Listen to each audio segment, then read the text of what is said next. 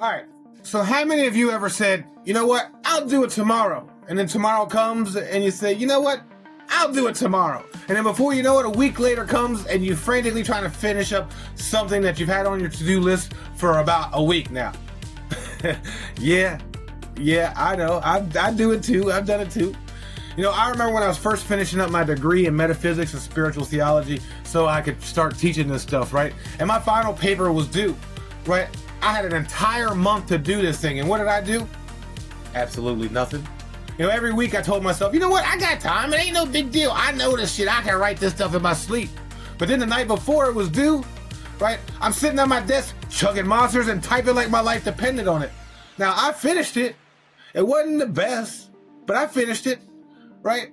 But I was so stressed out, I promised myself that I'd never procrastinate again. But guess what? I did. Over and over again.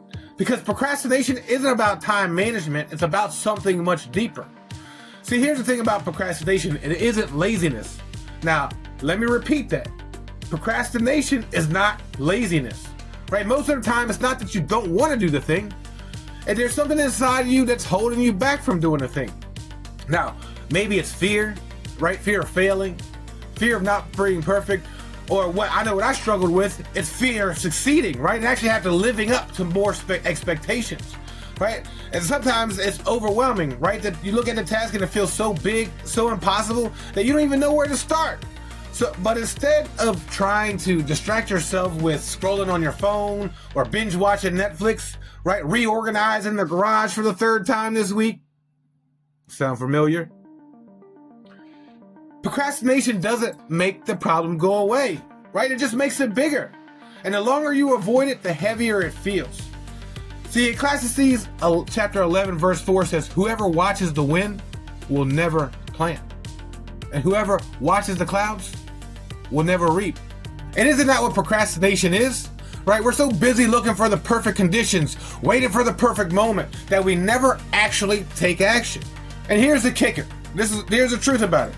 There is no perfect moment, right? The conditions will never feel right, right? If you're waiting for fear to go away and motivation to poof, magically appear, you'll be waiting forever. And on a spiritual and psychological view, procrastination is resistance. It's the ego saying, let's stay safe, let's stay comfortable, let's stay small, right? But growth doesn't come from being in comfort, right? Growth happens when you take action, even when it's messy. Even when it's scary, right? Even when you don't feel ready. Now, I know what you're thinking. Okay, what, am I supposed to just stop procrastinating? Easier said than done. And you're right. It's not easy. But here's a trick that I learned, right? The hardest part of any task is starting, right? Once you take that first step, momentum starts to build and it gets easier. So the next time that you're tempted to put something off, try this for a moment. Just try this, right? Set a timer for 5 minutes. Just for 5 minutes, and tell yourself, I'm not going to do the whole thing, and just start it. And if after 5 minutes you want to stop, fuck it, stop it.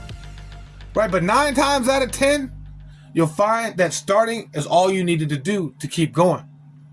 Because see, the thing about procrastination is not a character flaw. It's a habit. And like any habit, it can be changed. Right? And every time you choose to take action instead of putting it off, you're rewiring your brain, right? You're teaching yourself that you don't have to wait for the perfect moment, right? You don't have to be ruled by fear and being overwhelmed. And the more you practice this, the more you'll notice a shift, right? Not just in how you approach tasks, right? But how you see yourself.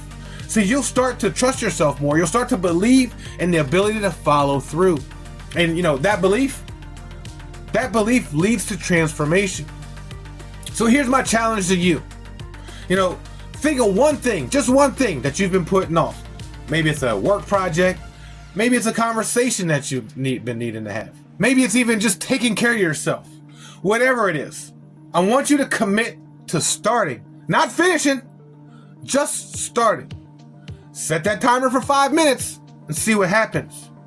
Because every time you take a step, no matter how small it is, a step towards freedom, right, is freedom from fear, right? It's freedom from resistance. Freedom to become the person you were created to be. And who knows? that thing that you might have been avoiding that might turn out to be easier than you thought. I doubt it. It probably won't. But either way, right, you'll have proven something to yourself that you're not a procrastinator and you're just someone who's learning to take action. And that, well, that's a pretty amazing thing. Follow, like, and subscribe for more Bible and spiritual deep dives. Believe in us, oh, but I know God.